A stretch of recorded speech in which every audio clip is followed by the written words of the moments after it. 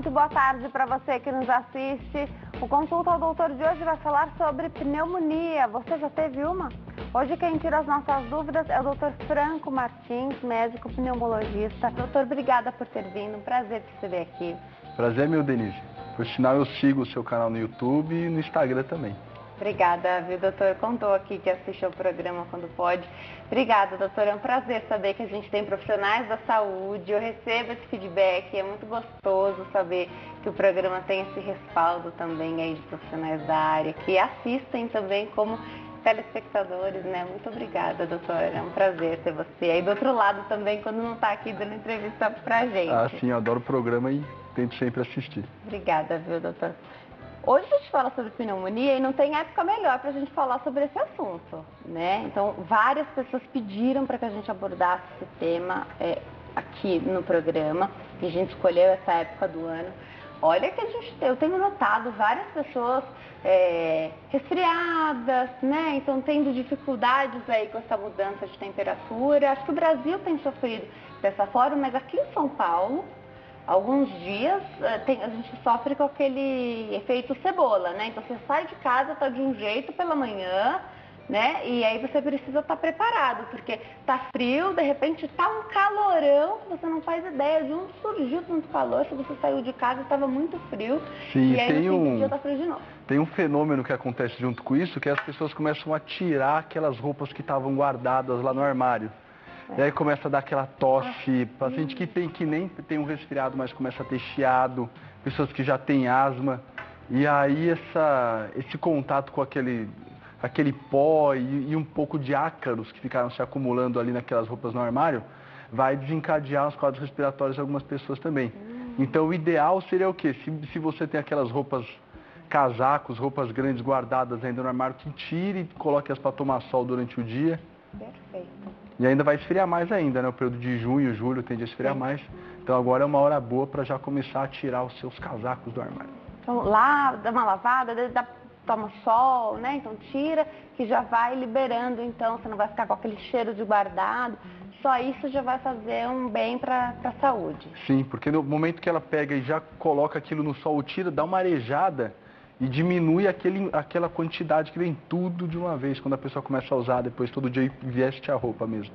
Perfeito. Doutora, eu nem sei se eu vou te pegar de repente desprevenido com essa pergunta, mas hoje, com a falta de espaço que a gente tem dentro dos lares, né, uma alternativa que muitas pessoas buscam é você coloca tudo naqueles sacos a vácuo, né? Então você tira o ar lá com o aspirador de pó e deixa, então diminui o espaço, né? Fica bem comprimida e teoricamente, eu não sei se funciona para esse fim, também ficaria protegido até desse cheiro, né? Isso resolve, é uma alternativa, ou quem tem essa alergia, quem tem quadros respiratórios importantes, a pessoa vai sofrer da mesma forma. Então precisa tirar desses sacos antecipadamente, colocar essa roupa para respirar da mesma forma, ou lavar se houver necessidade. Isso, então a pessoa que tem um transtorno respiratório, ela está mais suscetível a essas variações. Então acaba que em situações em que a pessoa não tenha nada, isso aí não vai influenciar em nenhum tipo de problema. E quanto à questão própria do saco, desses sacos, são uma barreira. Então diminui o contato daquela roupa com fiapos e tecidos de outras roupas ainda ao redor. Então ela acaba ficando um pouco isolada. E eu acredito que isso tem um benefício sim, porque é uma barreira a mais daquela roupa ficar entrando em contato. Mas isso não exclui a necessidade de realmente ter que colocá-las para tomar sol antes do período agora que a gente vai começar a usá-las mais. Da mesma forma, cobertores, aqueles mais pesados. Sim. Quem tem os quadros respiratórios já, tem problemas alérgicos, já nem usa aqueles muito felpudos, né? Sim. Então, no passado a gente tinha ainda cobertores de pele de animal, de tecido de lã, hoje em dia são mais tecidos sintéticos, a gente tem um pouco menos de matéria orgânica. Mas o fato deles ficarem ali meses parados no escuro ainda, pode favorecer a proliferação dos ácaros principalmente. Por isso que não é sempre possível que a pessoa realmente lave os tecidos. mas pelo menos tomar sol já diminui bastante a quantidade dos ácaros. Perfeito. O simples fato, e estou falando isso bem prático, porque você sai de casa de manhã, sua vida é tão corrida quanto a minha, às vezes mais, né?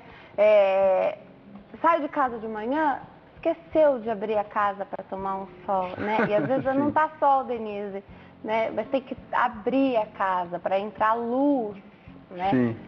Precisa abrir as janelas ou deixar com o vidro fechado, mas que entra claridade dentro de casa. É uma casa mais saudável, é uma casa mais iluminada, é isso?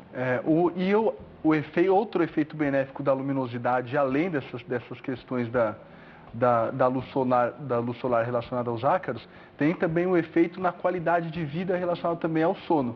Então, quando a gente está exposto à luz natural, o nosso organismo ele entende melhor que aquilo é dia e vai facilitar para o período da noite, quando a gente for dormir, para o organismo entender que está no período de diminuição da intensidade luminosa. Isso é especialmente importante em idosos e pessoas acamadas. Então, frequentemente eu faço consulta domiciliar em alguns pacientes e a gente observa que as pessoas têm menos exposição à luz solar durante o dia. E aí o organismo delas acaba tendo dificuldade em se situar se é dia, se é noite.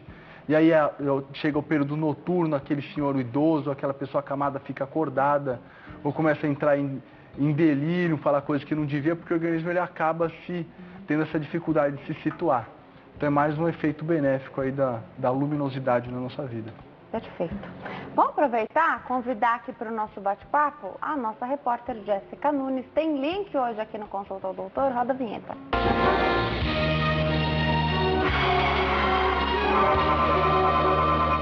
E nós vamos falar da campanha de vacinação que já imunizou 1.400.000 pessoas contra a gripe em São Paulo. E esse número ainda é pequeno em relação à meta da Secretaria Municipal de Saúde. A repórter Jéssica Nunes tem as informações. Boa tarde, Jéssica. Tudo bem? Olá, Denise, tudo bem? Muito boa tarde.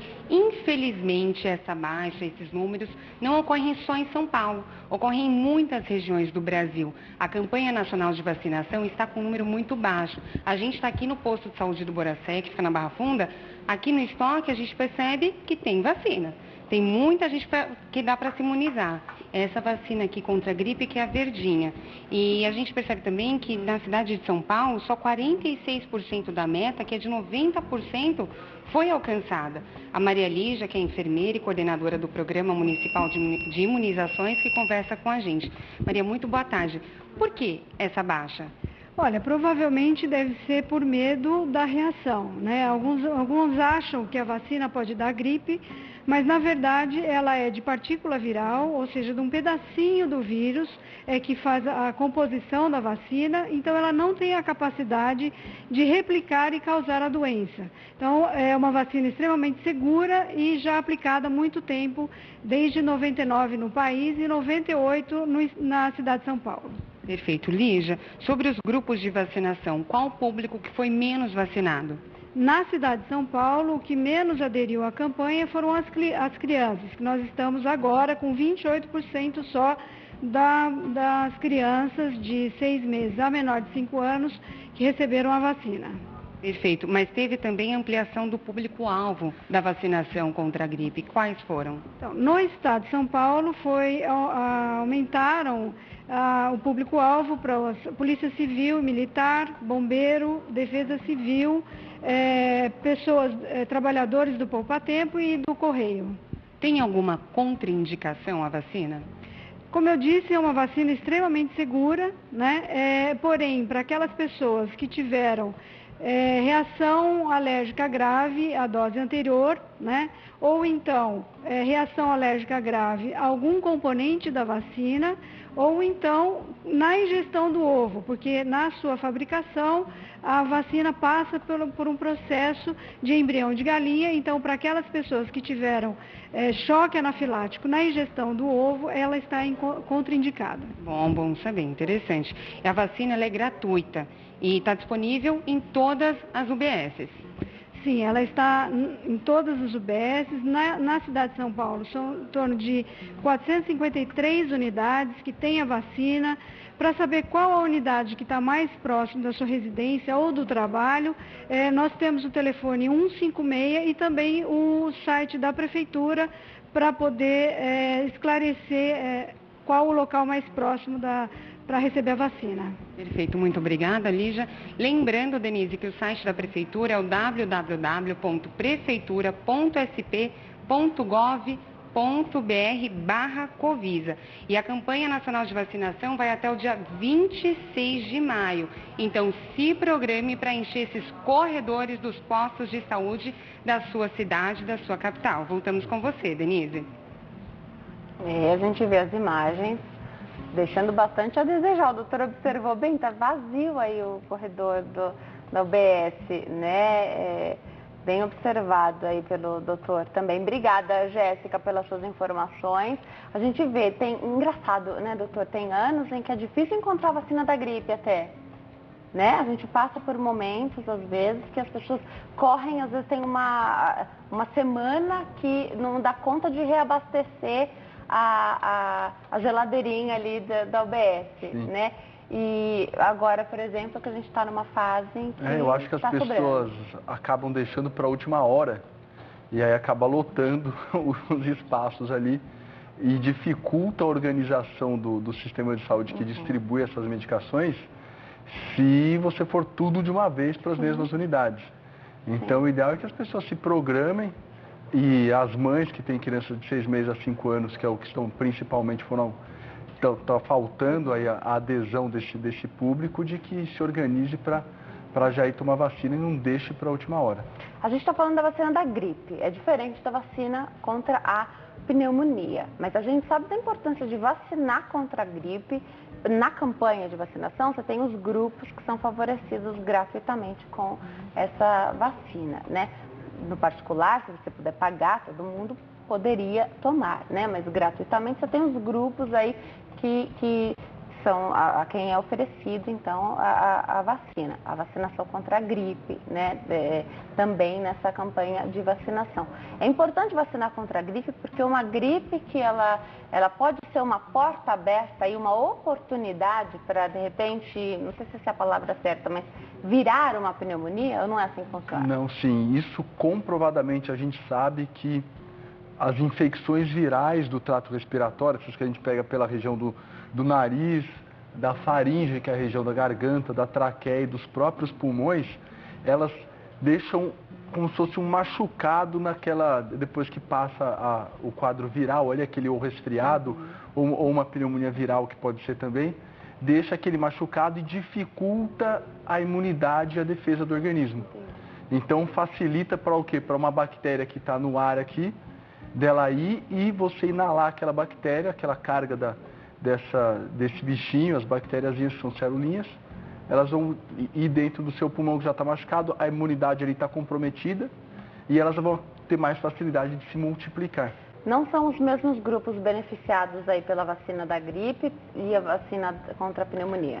São indicações diferentes. Tá. O da vacina da gripe é uma indicação bastante ampla. Se a gente pegar todas as pessoas acima de 60 anos, é bastante gente. Acrescentar ainda as gestantes que têm indicação, mulheres 45 dias após o parto, e ainda as crianças dessa faixa etária, sem contar indígenas, e essa questão aqui da Prefeitura de São Paulo, que estendeu para alguns tipos de funcionários públicos. Então, é uma campanha bastante extensa, em virtude de efeitos colaterais também causados pela vacina serem perto de zero. Então, a vacina é realmente muito segura, porque só tem a casquinha do vírus ali. Então, não tem muita chance de você pegar qualquer tipo de doença. A gente pode estender, quando pessoas são portadoras de doenças crônicas, uma vacina que a gente chama de pneumo 23. E aí eu como pneumologista, por exemplo, passo para os meus pacientes com doença pulmonar obstrutiva crônica, que é uma doença do cigarro, os pacientes com asma, pacientes, por exemplo, que têm doença renal crônica, que tem uma insuficiência cardíaca importante também. Então são esses grupamentos que a gente acaba utilizando mais a vacina. Perfeito. Você falou do DPOC, né? Que é a doença do cigarro, você falou aqui pra gente, né? É lógico que até como pneumologista, a pessoa que passa em consulta com você, você deve oferecer e dizer que existem tratamentos para a pessoa largar o vício do cigarro, porque esses tratamentos existem, né? E hoje eles se mostram cada vez mais eficazes, né? Exato. Queria que você falasse um pouquinho sobre isso, porque a pneumonia, ela também se aproveita pela desses lesão causada pelo pulmões cigarro. mais frágeis, né? Sim, sem dúvida. Pessoas que fumam têm bem mais chance de ter uma pneumonia grave do que pessoas que não fumam. E relacionado ao tabagismo, hoje, tanto no SUS quanto na rede particular ou no consultório de convênio, a gente prescreve medicações para auxiliar a interrupção do tabagismo, a pessoa parar. Então, são medicações, eu posso citar, por exemplo, os adesivos de nicotina, que servem para repor a nicotina que vai gerando vício na pessoa. Você tem gomas de mascar, que a pessoa mastiga quando tem aquela vontade de fumar. Nós temos medicações por via oral, 4 classes de medicamentos que nós podemos utilizar, medicações disponíveis no SUS. Então, existem centros de saúde que formam grupos anti-tabagismo. E aí o paciente vai se incluir naquele grupo e ocorre um acompanhamento multidisciplinar, que não é somente o papel do médico. Então, por exemplo, a gente tem lá na Faculdade de Medicina do ABC, que é o local que eu sou pneumologista, nós temos um grupo com terapeuta ocupacional, psicólogos, o pneumologista entra no papel da prescrição da medicação, fisioterapeutas. Então, quando a pessoa tem o vício do cigarro, a gente tenta abraçar isso de várias formas para ajudar a pessoa a largar, porque sozinho realmente é muito difícil. E, eventualmente, as pessoas às vezes ficam se culpando por fumar e realmente não conseguir parar. Mas eu queria deixar essa mensagem de que vale a pena as pessoas procurarem ajuda, que as medicações funcionam no Brasil, funcionam ao redor do mundo, são as mesmas medicações utilizadas aqui, nos Estados Unidos, na Alemanha, qualquer centro que você for. E realmente tem muito benefício, os pacientes relatam quando eles param de fumar. A gente lá na Faculdade de Medicina do ABC, inclusive, entrega um certificado que a pessoa conseguiu parar para reforçar essa atitude que ela conseguiu. E aí, depois disso, vem o período de manutenção, que é evitar que a pessoa tenha um lapso ou uma recaída. É diferente lapso e recaída? Sim, um lapso é, por exemplo, eu tive muita vontade de fumar um cigarro, fumei um cigarro só para ver se realmente eu não vou voltar, ou para fazer um teste comigo mesmo. Tem pessoas que têm essa questão mais desafiadora, né? Tá. E a pessoa fuma aquele um cigarro e para, e depois continua a ser abstinente. E quando a pessoa tem a recaída, aquele um cigarro que ela fuma é o suficiente para ela fumar outro, e o hábito voltar. Então, assim como no alcoolismo, depois que a pessoa para de fumar, a gente sempre evita que ela tenha o primeiro cigarro, porque você não sabe o que vai acontecer depois. Perfeito. Sempre oferecer essa ajuda para quem você ama e a pessoa fuma, né? A gente olha de fora, parece muito simples, né? Largar o hábito, né? O vício. Né? Então, esse olhar simplista, né? Às vezes quem está na situação não é tão simples assim. Então, oferecer esse abraço aí, né? E todo esse tratamento multidisciplinar é essencial para que a pessoa realmente abandone o vício e que tenha sucesso e se não conseguir, na outra oportunidade, é uma nova chance dela conseguir, né? Porque a pessoa às vezes conta, fumante às vezes conta, mas eu já tentei tantas vezes, né? Mas sempre a próxima é uma outra tentativa. Sim, e a pessoa não deve desanimar. A gente observa, por exemplo, no Hospital Oswaldo Cruz, onde eu trabalho como nessa área em específico, e a gente observa quando os pacientes internam aquelas pessoas que são fumantes, que realmente aquilo é uma oportunidade da gente chegar a ter uma conversa e oferecer um apoio, orientar, porque a pessoa não vai poder fumar enquanto estiver internada. Então a gente tem que abrir mão de medicações para a pessoa não ter todo aquele sofrimento relacionado à internação também. E aí o objetivo é a gente aproveitar aquela oportunidade que a pessoa está ali, né? Ela está ali o dia todo internada, eventualmente vai fazer uma cirurgia, a gente sabe que pessoas que fumam têm mais complicações cirúrgicas, então o paciente, tanto em casa quando ele está internado, são 2 oportunidades que a gente deve aproveitar para auxiliar a pessoa para parar de fumar. Inclusive nesse mês agora de maio, é um mês que a gente bate bastante na tecla anti-tabagismo, né? Tem até questões relacionadas à visão também, que o tabagismo afeta bastante, a saúde como um todo, né? Mas a gente vai falar também com relação aos olhos, né? A saúde ocular, tem bastante coisa da saúde vascular também que a gente vai abordar aqui no Consulta ao Doutor, mas eu lembrei dessa questão do DPOC porque às vezes a pessoa fica dependente de oxigênio, né? Então, e não quer abandonar o vício, né? E ganha em qualidade de vida, ganha em saúde, abandonando o cigarro em qualquer fase da doença, né? Mesmo ela não retrocedendo, ganha em qualidade de vida. Sim, existe um benefício a qualquer 5 minutos que você parou de fumar, já melhora os batimentos cardíacos, já melhora a facilidade do pulmão em captar esse oxigênio. E ainda tem uma curiosidade, no paciente que desenvolve essa doença DPOC, que é, para quem não sabe, uma manifestação daquela doença, o enfisema, e a bronquite, a pessoa que tem todo dia um pouco de catarro, tem aquela falta de ar progressiva para subir uma escada, um lance de escadas ou subir um morro, e aí desenvolve essa doença que é a dificuldade da pessoa soltar o ar.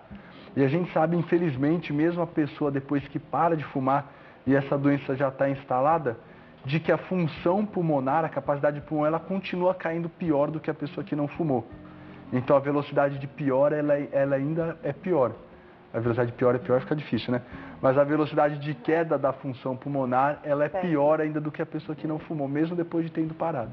Queria que você contasse pra gente o que pode causar uma pneumonia. Quando a gente fala em pneumonia, sempre a gente lembra, parece que dói o pulmão. Então, para saber, será que é pneumonia, né? Então a gente aprendeu aqui no Consulta ao Doutor, diferença de gripe, resfriado, mas quando você sabe que você está derrubado mesmo, a pessoa sempre pergunta, será que não pode ser uma pneumonia? A gente tenta sentir, será que os meus pulmões estão doendo? Será que eles estão comprometidos? Mas será que em casa, o leigo, será que a gente consegue mesmo ter essa noção, né? Queria que você contasse, então começasse contando pra gente. Tem bastante tempo para a gente conversar sobre isso, mas o que causa uma pneumonia, afinal, doutor? Então, o que causa pneumonia, no caso da pneumonia bacteriana, é a inalação e a proliferação daquelas bactérias no nosso pulmão. Então, só antes da gente progredir, tem outras causas de pneumonia que são menos comuns que a gente comenta. Então, a gente pode citar as pneumonias por vírus, que são aqueles quadros respiratórios que duram alguns dias e depois melhoram espontaneamente. A gente tem as pneumonias aspirativas, que a gente observa bastante, por exemplo, idosos, pessoas que tomam medicações de tarja preta que acabam dificultando a respiração e a deglutição. Então aquele líquido do estômago acaba sendo inalado. E no caso da pneumonia bacteriana, que é a mais comum que a gente observa, é a proliferação das bactérias no pulmão. Quase sempre houve uma porta de entrada para aquelas pneumonias poderem se desenvolver. Seja porque a pessoa está com a imunidade baixa, ou porque ela, por exemplo, é tabagista, uma pessoa que fuma, ou ela teve uma outra infecção previamente, ou existe uma doença crônica associada, por exemplo, uma doença cardíaca crônica, uma doença no fígado, ou, na maioria dos casos, uma doença no próprio pulmão crônico que facilitou o desenvolvimento dessas bactérias. Coisas que a gente pode inalar, uma fumaça, então, por exemplo, né, doutor? Num incêndio, por exemplo, inalou muita fumaça, isso pode provocar uma pneumonia. Sim, a gente tem, por exemplo, no caso de Santa Maria, lá no Rio Grande do Sul, foram observados vários casos de um tipo de pneumonia que chama pneumonite química, tipo de doença pulmonar, em virtude da inalação daquela substância, além daquele produto, o produto material particulado, aquela fumaça preta que a gente observa, mas associado com a temperatura alta da fumaça, isso causa, além da pneumonite química, facilita muito da pessoa desenvolver uma pneumonia bacteriana, porque aí a defesa do organismo também fica comprometida. Entendi. Você falou também do idoso, que às vezes pode aspirar uma... Sim, ele pode aspirar o conteúdo do estômago. Pessoas idosas, pessoas com doenças neuromusculares, pessoas acamadas, pessoas em uso de sonda e pessoas que têm dificuldade na deglutição. Então, o que acontece? Quando a gente engole, tem que ir todo o conteúdo para o estômago. E algumas pessoas têm um tipo de alteração chamado disfagia, em que existe uma incoordenação, uma dificuldade na hora de engolir. Quando a gente engole, a gente percebe que sobe e desce uma estrutura aqui. E serve para o quê? Fechar a via aérea e deixar a comida passar pelo esôfago. Se essa comida pode ir parar dentro da traqueia e pode causar uma pneumonia. Tanto que a gente não consegue respirar e engolir ao mesmo tempo. Não vai ser possível, porque a ou é um ou estrutura é outro que está aberto. Ou libera para respirar, ou libera para engolir. Exato. Né? E ainda pessoas, por exemplo, que são acamadas, esses exemplos que eu citei, elas como ficam quase todo decúbito com essa dificuldade, facilita de quando houver um relaxamento do estômago, da região do esôfago, de subir aquele líquido e como a pessoa tem dificuldade para engolir, ela vai e acaba indo para a região do pulmão. A gente pode citar, por exemplo, pessoas que estão sempre fazendo aquele pigarro, que às vezes é confundido até com quadro de tosse, mas esse pigarro é o que? O líquido ele subiu, às vezes a pessoa nem tem tanto sintoma aqui, que é o refluxo não ácido, que a gente chama, e aí chega nessa região e a pessoa dá aquele... que o organismo ele que irrita aquilo ali, e aí quando a pessoa faz esse tipo de movimento, aquele líquido, aquele conteúdo ele volta para o esôfago e evita-se de entrar e causar casos de pneumonia aspirativa aí, em que ocorre a aspiração desses conteúdos do estômago. Perfeito. Vamos atender o telespectador? Ele fala conosco de Bento Gonçalves, Rio Grande do Sul, é o Lauro. Oi, Lauro, tudo bem? Boa tarde. Boa tarde, tudo bom? Tudo jóia. Lauro, você tem pergunta hoje, né? Pode fazer sua pergunta. É que assim, ó, eu tenho embolia pulmonar. Tá. Embolia pulmonar. O que assim, do que vem isso aí, do que gera isso aí? Você quer saber o que significa ter embolia pulmonar, é isso? Que eu sinto muita falta de ar, sabe? Tá bom. Obrigada, Lauro. Doutor, o que é embolia pulmonar? Ele fica mais suscetível a ter problemas também como pneumonia? A embolia pulmonar, ela é uma doença grave e é uma importante causa de internação hospitalar. Vários pacientes hospitalizados, eles desenvolvem essa embolia pulmonar, e pessoas que têm alterações na coagulação do sangue também podem ter essa embolia pulmonar. Voltando para a questão do cigarro, mulheres que fumam e tomam anticoncepcional têm uma chance aumentada também de ter embolia pulmonar. Então, explicando para o público do que se trata essa doença. Então, alguns fatores facilitam com que haja uma coagulação aumentada do sangue, geralmente nas pernas ou em região de braços. Mais comum é coxa e pernas. Aquele coágulo formado ali, ele acaba por algum motivo se deslocando, e quando ele se desloca, ele vai para onde? Na região dos pulmões, que funciona como se fosse um filtro ali, aquela região. E aquele coágulo que saiu daquele lugar, onde a gente chama de trombose, quando o coágulo está lá nas pernas, por exemplo, trombose das pernas. E aí ele vai se deslocar, a gente vai chamar isso de êmbolo. Como ele vai parar no pulmão, a gente vai chamar de embolia pulmonar. Um coágulo que saiu da perna, se deslocou e veio parar no pulmão. Quando esse coágulo ele chega no pulmão, ele acaba ocupando um espaço onde deveria estar passando o sangue fluido. E aí, ocupando aquele espaço, ele aumenta a pressão no pulmão e também dificulta com que haja a troca do oxigênio e do CO2, do gás carbônico. E, além disso, pode causar também, em virtude desse êmbolo, ele pode obstruir a passagem do sangue. De uma forma importante, causar dor, falta de ar, em virtude que a pessoa não está conseguindo respirar normalmente. Então, é um quadro que tem casos leves, casos moderados, casos graves de pacientes que vão até parar em UTI. E, quanto ao tratamento, a pessoa, depois que tem uma embolia pulmonar, ela precisa, o que a gente chama no popular, de afinar o sangue. E aí ela tem que tomar medicações, e essas medicações que vão afinar o sangue vão evitar que a embolia ela aconteça novamente, até que seja descoberta a causa. Se possível, a gente trata a causa. Se caso a causa não tenha sido descoberta, aí a pessoa continua durante um tempo que, na consulta, a gente vai definir quanto que ela vai precisar ficar anticoagulada, que é com o sangue fino. Perfeito. Perfeito. No caso, ele já está acompanhando, mas vou imaginar que, de repente, ele só estivesse com a consequência dessa embolia pulmonar, que seria uma falta de ar, uma dificuldade. Ele, de repente, poderia ir até o pneumologista, contar isso, fazer o rastreio e descobrir que, na verdade, o problema é vascular. Sim, a questão é que, às vezes, o vaso ele está intacto, a artéria, a veia, ela está bem, só que o sangue acabou coagulando por um motivo, às vezes, que está no sangue, que facilitou a coagulação. Então, por exemplo, pessoas que ficam muito tempo paradas, facilita de ocorrer uma coagulação no sangue, mesmo que os vasos, que às vezes estejam boas.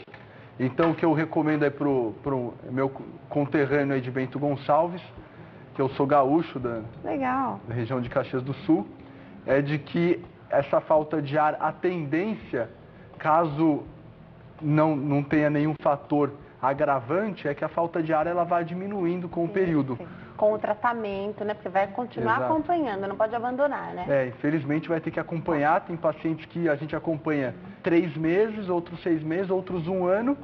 E em pessoas que a gente não descobre a causa e que tem mais de uma embolia, vão ter que fazer anticoagulação durante o resto da vida. Perfeito. A telespectadora Marisa, aqui de São Paulo, ligou, perguntou do que se trata pneumonia atípica. Então, é um tema bastante interessante. A pneumonia atípica é um termo um pouco antigo. Hoje em dia, na pneumologia, a gente não usa mais tanto esse termo. Ele foi cunhado muito, alguns anos atrás, para definir os tipos de pneumonia que eram causados por algumas bactérias específicas, que a gente tinha que usar um antibiótico diferente. Então, às vezes, eram pneumonias que demoravam mais para se apresentar, ou que o tratamento a gente tinha que dar um antibiótico um pouco diferente do que a gente estava mais acostumado. E aí, em virtude delas serem não tão semelhantes ao grosso, ao que a gente vê mais comuns, que a gente vai chamar essas de típicas, que são as que a gente vê tipicamente, com frequência. E aquelas que não estão naquilo ali foram chamadas de atípicas. Hoje em dia a gente não usa mais tanto esse termo, mas basicamente é um tipo específico de pneumonia em que o tratamento é um pouquinho diferente. O doutor sempre faz o exame para saber que bactéria está causando a pneumonia ou só faz depois que o primeiro antibiótico que se lança à mão não dá o resultado esperado? Não é obrigado fazer a pesquisa em todos os casos. Inclusive, exames a mais também o médico não é obrigado também a fazê-los de imediato. Então, na consulta clínica, conversando com o paciente, levantando a história, os antecedentes e fazendo o exame físico, a gente vai observar vários fatores que por ali, comumente, a gente já consegue matar que o diagnóstico é pneumonia. Comumente, a gente acaba pedindo alguns exames de sangue, raio-x de tórax, dependendo da gravidade e da necessidade de cada caso. Isso são ferramentas que auxiliam no tratamento da doença e podem auxiliar em um diagnóstico diferencial. Talvez, às vezes, é outra coisa, tal. Mas, comumente, assim, pela própria experiência do profissional, ele já consegue fechar o diagnóstico. O exame vem mais para auxiliar você em algum sentido ou realmente dar uma segurança maior. Porque, aqui em São Paulo, a gente tem fácil acesso, mas eu imaginar, e até o raio-x é bem simples, bem simples, né? Mas, de repente, você precisar fazer essa pesquisa, um exame de sangue, que vai demorar um pouquinho mais para sair o resultado. Você imagina a angústia, né? De repente, de esperar o paciente que não está bem, esperar para definir qual remédio que vai ser oferecido, né? Para a parte, então, no consultório, o que você precisa, como é que se sabe da experiência, então, do médico, se é ou não a pneumonia?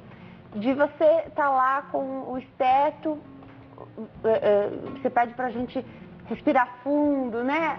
A história do 33 facilita mesmo se o som vai sair mais claro ou não. A gente nunca sabe para que serve aquilo, né? Conta pra gente, doutor. Explica um pouquinho pra gente. Então, antes da gente, a gente em consulta médica, antes da gente levantar da mesa, a gente já tem por volta de umas 4 ou 5 hipóteses diagnósticas, baseado na história que o paciente conta e nos antecedentes que ele vai comentar, aquilo que ele carrega, a história dele de vida. Por isso que tem-se a postura das sociedades médicas hoje em dia é de que as consultas não sejam tão rápidas e que a gente possa conversar com os pacientes para quando a gente ir por exame físico já ter aquelas hipóteses e tal. Tá. E esse é o motivo também que a gente sempre solicita que a pessoa nos traga bastante informações, porque é aquilo que vai alimentar o nosso raciocínio clínico. Tá.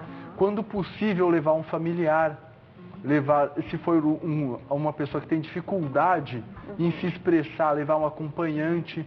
Eu gosto bastante de solicitar a presença, por exemplo, do fisioterapeuta que acompanha os pacientes, do cuidador que acompanha o paciente em casa, porque eles sempre trazem algum sintoma, alguma coisa, às vezes uma pescada, um clique que você pega, que alguém te fala, já é uma coisa que auxilia no diagnóstico.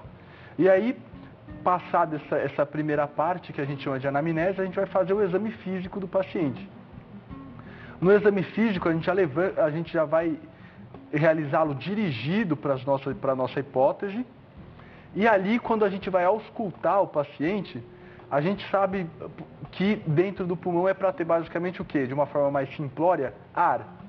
Então, quando a gente vai e ausculta que existem regiões em que o ar não está passando como deveria, aí quer dizer que existe alguma alteração naquela região. Perfeito. Então, quando a gente pede, por exemplo, a pessoa falar 33, ou respirar fundo, puxar o ar, soltar devagar, o objetivo é o quê? A gente ouvir como que o ar está se propagando dentro daquela região onde o esteto está colocado.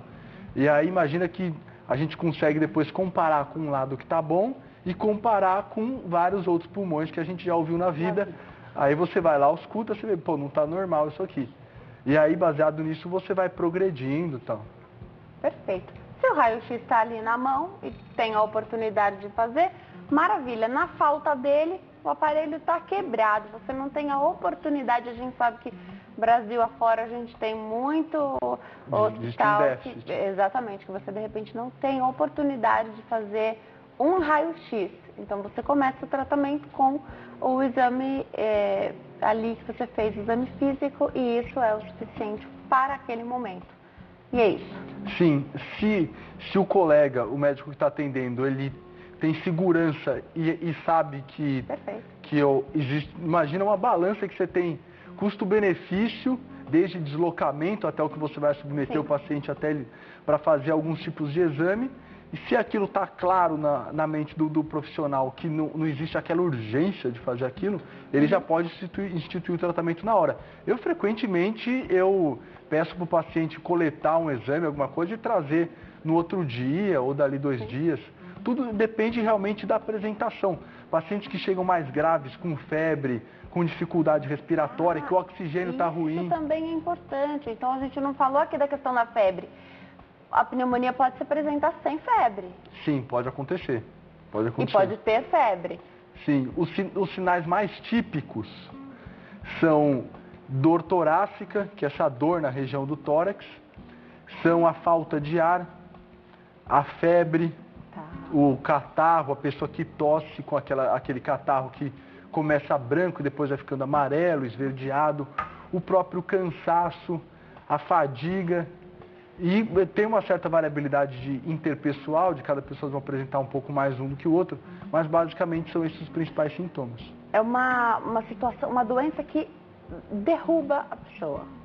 Sim, os casos graves de pneumonia, e quando é uma pneumonia realmente, porque nós temos casos em que às vezes ocorre uma inflamação ou causada por um vírus, ou às vezes algum resfriado comum, ou eventualmente uma gripe, em que não existe aquelas bactérias se proliferando no pulmão. E no momento em que essas bactérias elas acabam se multiplicando, elas liberam várias substâncias que são as que causam esses sintomas que eu acabei de comentar. Além do que, existem casos em que a própria inflamação da pessoa ela acaba se acrescendo aos sintomas que a própria bactéria causa. Então, em casos mais importantes, quase todos a gente tem esses sintomas que a gente comentou. Casos mais graves, em que às vezes a gente precisa internar o paciente. Por sinal, a pneumonia é uma causa importante de internação hospitalar. É uma causa importante de internações em UTI e existe uma parcela muito importante de pacientes que acabam falecendo em virtude dessa doença. Tá, então vamos lá. O paciente foi diagnosticado com pneumonia. Via de regra, faz tratamento em casa, fica internado, qual é o critério? Hoje em dia na medicina nós temos um tipo de conduta que a gente chama de medicina baseada em evidências. Então imagina que são realizados vários estudos e baseado nesses estudos a gente pega aquela quantidade de pessoas, observa como foi a evolução do caso naquelas pessoas e extrapola isso para o paciente que está na nossa frente. Então nós temos hoje em dia a Sociedade Brasileira de Pneumologia e Tisiologia, que nos dá recomendações de casos em que exigem internação hospitalar. E aí o profissional ciente dessas recomendações que nos auxiliam, ele indica um tratamento domiciliar, em que a pessoa vai tomar as medicações em casa, e tratamento que a pessoa vai precisar de internação hospitalar. Quais são os casos que a gente consegue manter a pessoa no domicílio? Quando não existe muitas doenças associadas, por exemplo, o paciente não tem uma doença pulmonar grave junto, não tem uma insuficiência cardíaca junto, não tem nenhum problema hepático, pacientes que têm uma nutrição boa, que são bem nutridos, ou seja, não são pessoas muito magras, pessoas que não tomam muitas medicações, que pode haver uma interação medicamentosa eventualmente. Nós temos pacientes que às vezes tomam mais de 10 comprimidos por dia, então às vezes pode ter uma interação entre um remédio e outro e dificultar o tratamento. A gente pode citar também pessoa que não tem acesso ao remédio. Então, moradores de rua, pessoas em situação de rua, pessoas que moram sozinhas e têm algum problema, às vezes, no pensamento, ou alguma alteração psiquiátrica, ou alguma pessoa que tenha muita dificuldade em se deslocar novamente ao serviço de saúde. Então, pessoas que moram muito longe ou não têm acesso a transporte público, alguém que possa levá-las, o que acontece é ela piorar? Então, nesses casos também a gente acaba internando o paciente. Mas a principal indicação de internação é ainda o quadro clínico. Então, se a gente julga que o quadro clínico daquela pessoa está grave, está importante, aí a gente opta por tratar o paciente internado. Não só pelas medicações que ele vai utilizar, que eventualmente são as mesmas, mas por haver um suporte de saúde junto, de enfermeiras, de técnicos de enfermagem, de fisioterapeutas, nutricionistas, e a gente ainda pode eventualmente solicitar a avaliação de outro colega que tem uma outra especialidade. Então isso é o que acrescenta mais, e a facilidade dos exames que saem no mesmo dia, eu posso fazer outra radiografia se eu precisar. Crianças são muito acometidas por pneumonia ou a gente está falando da maior suscetibilidade aí na outra ponta? Não, crianças já também têm bastante pneumonia sim. Tá. Inclusive, nós estamos numa época agora em que várias crianças estão pegando por volta dos 2 anos ou menos ainda, uma doença chamada bronquiolite, em que é causada por vírus. É a pergunta da Maria de Santos, bronquiolite, ela quer saber. É uma criança aí que tem 1 ano e 2 meses, que foi diagnosticada com bronquiolite, ela quer saber o que é, como trata e se tem cura. Então, a bronquiolite ela é o quê? Ela é uma inflamação nesses bronquíolos. O que são os bronquíolos? Imagina que a gente tem uma divisão da passagem do ar nos nossos pulmões, que são chamadas de brônquios. E aí um brônquio pequenininho é chamado de bronquíolo. Esses bronquíolos, quando eles se inflamam, eles dão falta de ar, eles fazem com que a pessoa tenha que respirar muito rápido, pode dar uma febre baixa e comumente está relacionado à inalação desses vírus. Quais que são as crianças que mais pegam isso? Aquelas que estão em creche, que tem muito contato com outras pessoas, por exemplo, a mãe que fica levando a criança toda hora em shopping, em que a criança fica sujeita ao que? Aqueles aglomerados. Então várias pessoas estão ali inspirando e expirando vários vírus, só que como elas estão com a imunidade boa, elas não desenvolvem a doença. Aí a criança que está no processo ainda de maturação, de evolução dessa imunidade, ela acaba desenvolvendo essa bronquiolite. Tem casos de bronquiolite mais leves e casos mais graves. Os casos leves, a gente trata os pacientes em casa e solicita que eles não fiquem indo à escolinha ou creche com tanta frequência, primeiro, para evitar de passar para os outros coleguinhas e para que tenham um acompanhamento ali adequado junto dos pais, se possível, ou do cuidador. Então, o principal que a gente observa é relacionado à inalação dos vírus, e o pior que pode acontecer é aquela criança desenvolver uma pneumonia, em virtude daquela cicatriz, aquele inflamado, aquele machucado que fica dentro da via aérea. Então aí a criança pode desenvolver uma pneumonia e aí é um quadro mais importante, precisa de antibiótico, eventualmente ficar internada. E é um problema de saúde importante nessa época do ano. De uns anos para cá ficou mais difícil o acesso aos antibióticos.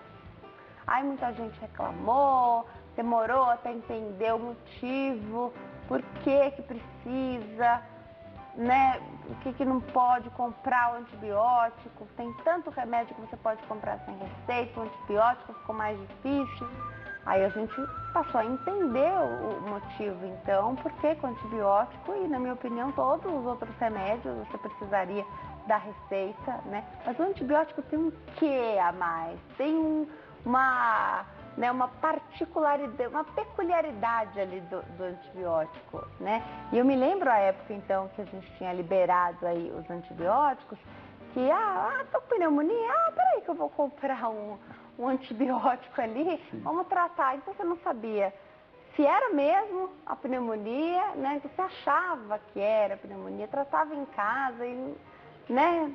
Por quanto tempo o antibiótico? E a gente erra também na questão de quantos dias toma o antibiótico. Sim, então, de forma geral, qual que é o problema, entre aspas, dos antibióticos? As bactérias que a gente comentou que são as causadoras das pneumonias e várias outras infecções, elas são seres vivos, que têm, obviamente, essa capacidade de se multiplicar. E como seres vivos, elas conseguem desenvolver mecanismos para se evadir, para escapar dos efeitos dos antibióticos. Então, quando a gente vai e prescreve uma medicação, a gente vai utilizar um antibiótico que aquela bactéria é sensível, em que ela vai morrer quando eu der essa medicação. Porém, imagina que não são todas as 100% das bactérias que morrem. Imagina que sobra aquele 1%, aquele 0,1% das bactérias no organismo. Aquele 0,1% das bactérias que sobram, em casos que foram curados, ela pode ir se multiplicando depois e, como ela conseguiu sobreviver àquele antibiótico, ela vai transferir, quando ela se multiplicar, aquela característica de sobreviver ao antibiótico, de ser resistente ao antibiótico para as filhas dela, entre aspas. Então, todas as bactérias que nascerem filhas daquele grupamento ali que era resistente, são resistentes àquilo que você deu.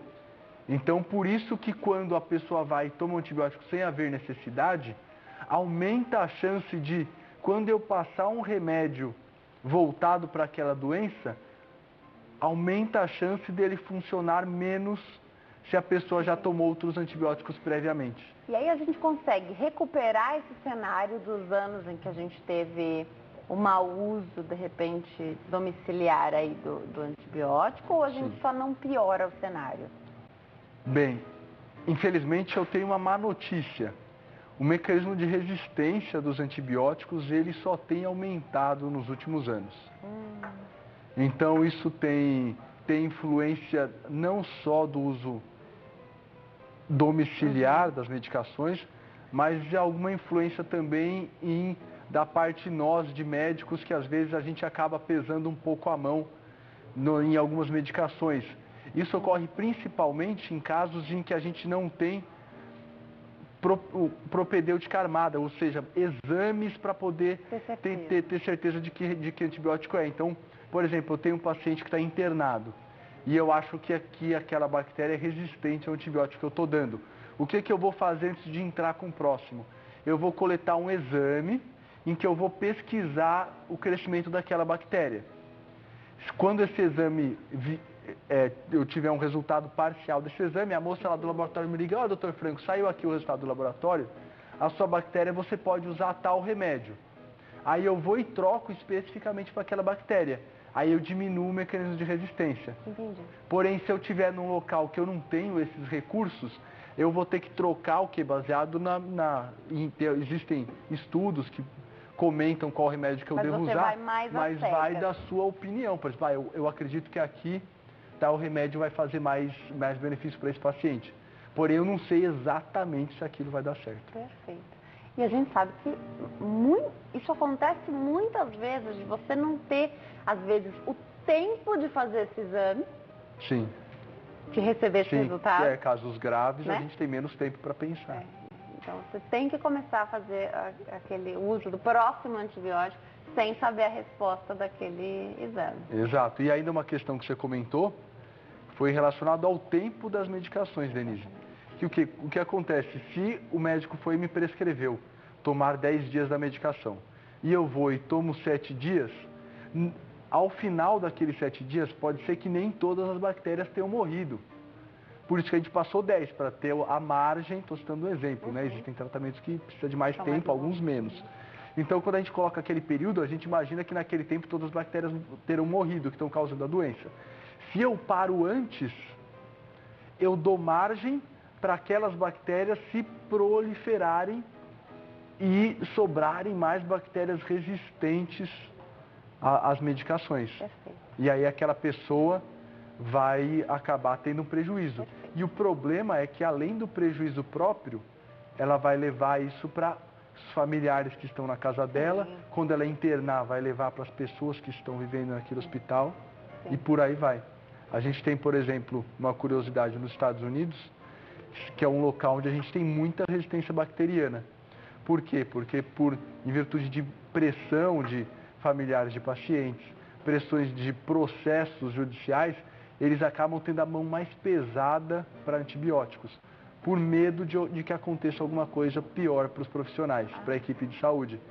Então, esse é um dos motivos que a gente pode comentar que lá a resistência bacteriana tem aumentado muito, que eles têm a mão mais pesada, eles dão mais medicamento, porque não podem correr não vou dizer correr o risco, mas não podem eventualmente seguir o feeling, às vezes, de médico que a gente tem, que muitas vezes é suficiente. Vamos atender o telespectador. O Paulo fala conosco aqui de São Paulo. Oi, Paulo, tudo bem? Boa tarde. Oi, boa tarde, Denise. Boa tarde, doutor. Eu falo aqui de Promissão, estado de São Paulo.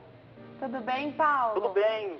Fica à vontade, pode fazer sua pergunta. Doutor, eu tenho a minha mãe, ela tem 69 anos hoje. Ela já é uma pessoa idosa, tem vários problemas de saúde. Há 5 anos atrás, ela tomou a primeira dose de pneumonia, da vacina, né? Todo ano ela toma da gripe. Aí, eu queria que o senhor falasse um pouco se ela pode tomar. Ela tomou a primeira dose há 5 anos atrás. Se ela tem que tomar outra dose ou só essa primeira dose ela é suficiente. Gostaria que o senhor falasse um pouquinho. Muito obrigado. Quantos anos tem sua mãe, Paulo? Ela tem 69. 69? Tá jóia. Com 64 anos ela tomou a primeira dose da vacina. Tá jóia. Eu gostaria de saber se precisa repetir de novo ou não. Obrigada, Paulo. Obrigado a você, um abraço. Abraço para você também. Doutor. Bem, então voltando para essa questão da vacina, quando a gente toma a vacina da pneumonia, as bactérias elas têm um tempo de mutação, ou seja, elas evoluem mais devagar que os vírus.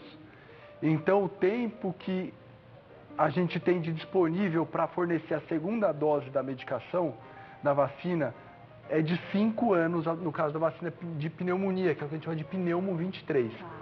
De uma forma mais simples. Se a sua mãe, então, tomou a vacina há 5 anos atrás, ela deve fazer um reforço agora. Isso não tem relação com a vacina da gripe, essa vacina do resfriado agora que tem a campanha todos os anos. Toma todo ano da gripe. Isso. O da gripe são vírus. Então, os vírus, eles se multiplicam muito rápido. Então, todo ano, em virtude da mutação viral, tem uma vacina nova. E a imunidade conferida, ela dura para aquele tipo específico que a pessoa foi vacinada. Então, a sua mãe, todo ano, ela vai tomar a vacina da gripe, essa vacina da campanha, e agora ela deve fazer o reforço após 5 anos da vacina pneumocócica, que é a pneumo 23. E quando, aí ó, 69, então agora, tomou 64, 69 toma outra da pneumonia. E quando tomar a próxima? Quando mudar a vacina? Quando a vacina estiver diferente de novo? Isso, a da pneumonia. Isso, então a vacina pneumocócica atualmente, o que nós temos disponível é uma dose para aquelas pessoas que eu comentei no outro bloco que tem indicação, e um reforço após 5 anos. Tá. Depois que venceu esse período, a gente não faz mais vacinação para pneumonia. Ah, perfeito. Perfeito. Então depois não teria que vacinar mais. Sim, essa é a realidade agora.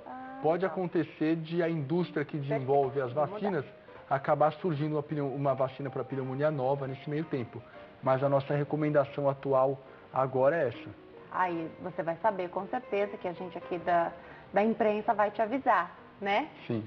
A gente avisa, traz especialista, avisa, reforça, que quem já tomou, tomaria de novo, enfim. Mas por enquanto, então, é uma dose e 5 anos depois, o reforço. Exato.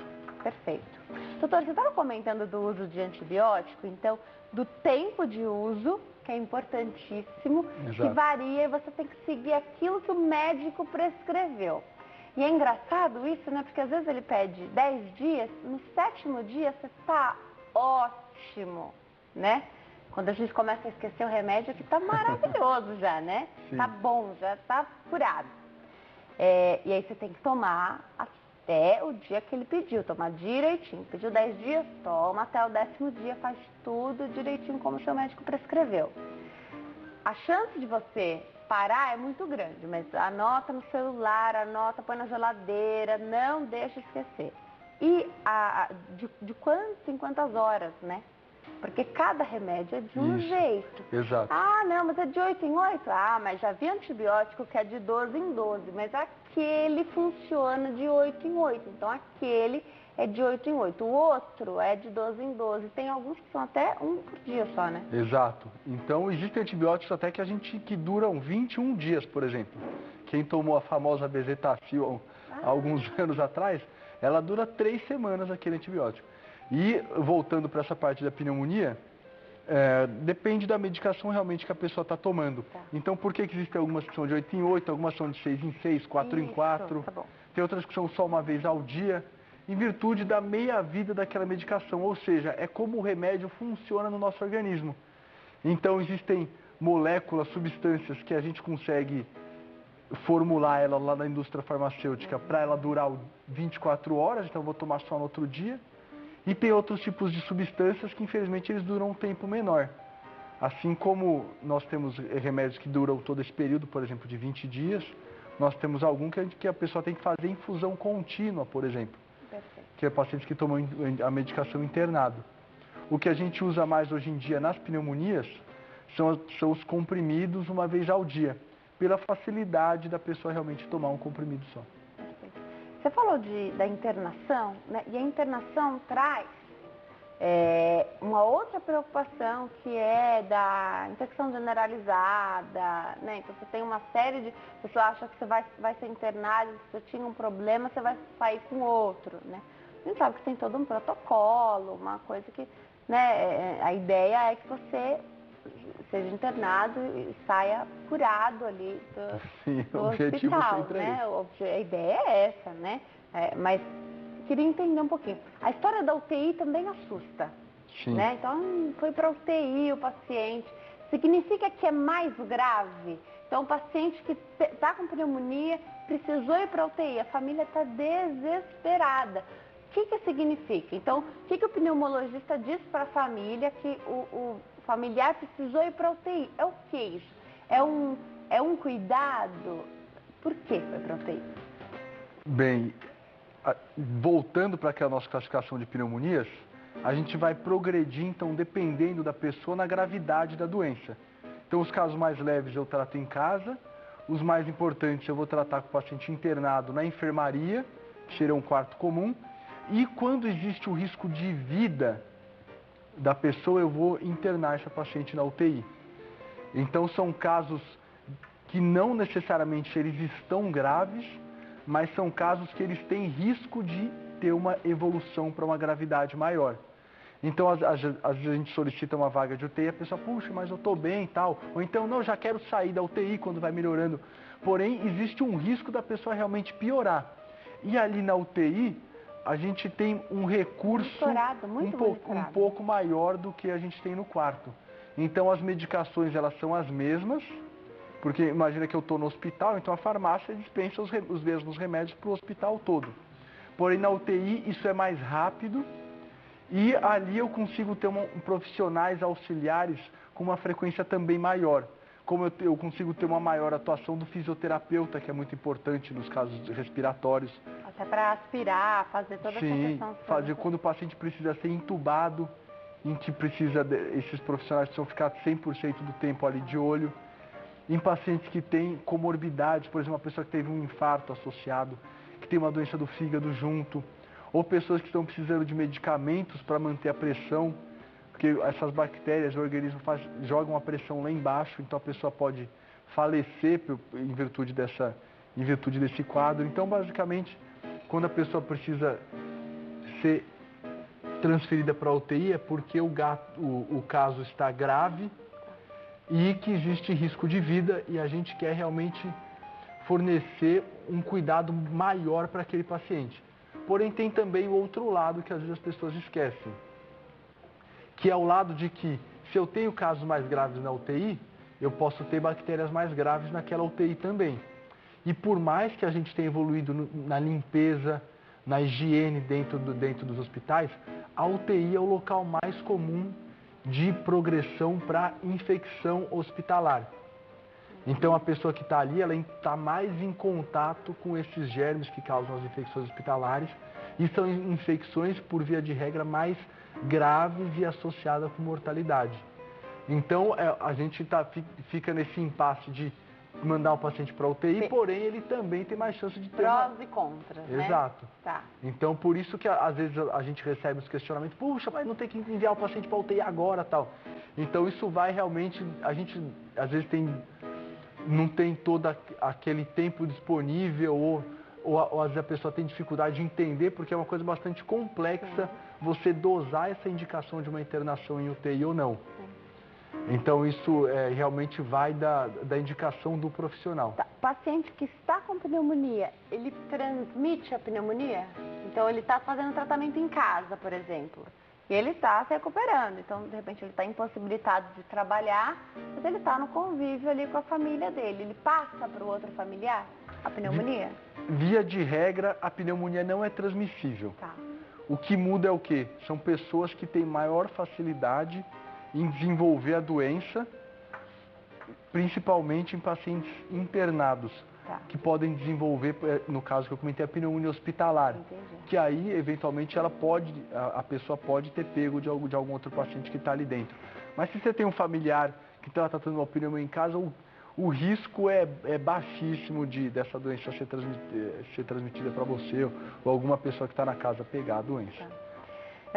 Ainda sobre as pessoas que fazem o tratamento em casa, quando voltar para o médico, então, quando é que, olha, acho que esse antibiótico não combateu essa bactéria? Como é esse timing aí? De não esperar piorar tanto e voltar ao médico? Quando a gente vai tratar esse paciente ambulatorialmente, no consultório, que ele vai tomar as medicações em casa, a maioria dos casos eu solicito que o paciente volte ou no dia seguinte ou em 3 dias. É nessa média, porque você já vai conseguir observar se houve pior, se o paciente está respondendo. A resposta aos antibióticos, ela costuma demorar 2 dias, entre 2 e 3 dias. Então, se o paciente está bem, eu solicito que ele volte em coisa de 3 dias. E se o paciente está clinicamente, tem algum fator de risco, em que eu tenha ficado com uma pulga atrás da orelha, eu já solicito que ele volte no dia seguinte. Quando a gente fica muito receoso que algo pode acontecer, o paciente pode se beneficiar de um curso curto de internação, de realmente ficar alguns dias internado. Então você vai falar, você pediu para a pessoa voltar no outro dia, às vezes tem o benefício da pessoa realmente ser internada, se eu já estou precisando ver ela no dia seguinte.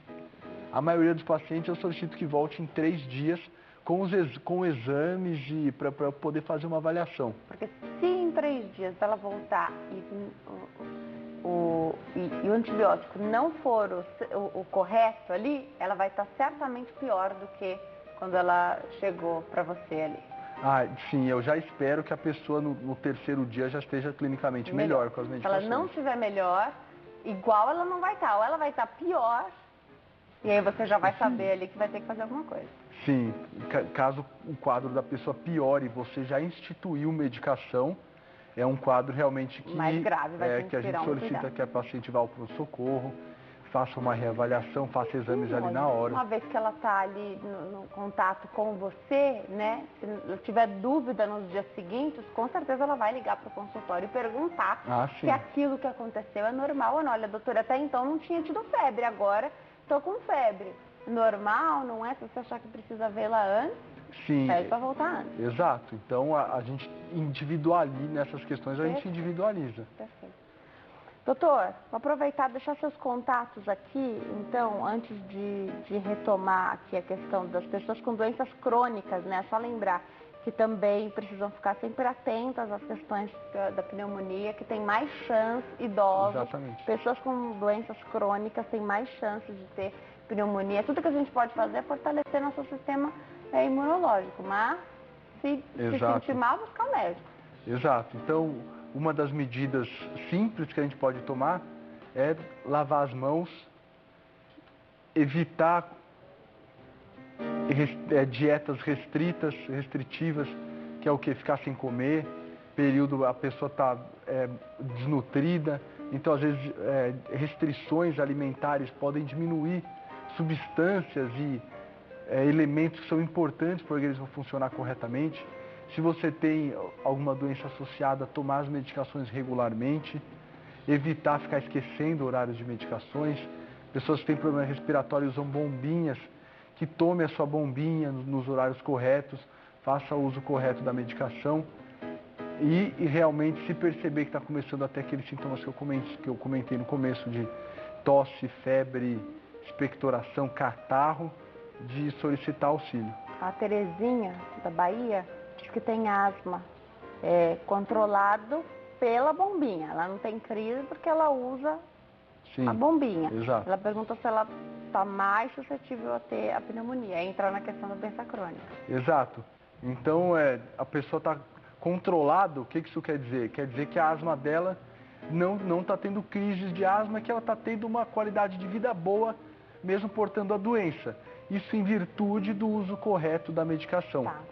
E pessoas que têm essas alterações da via aérea respiratória têm mais chances sim, de desenvolver pneumonia.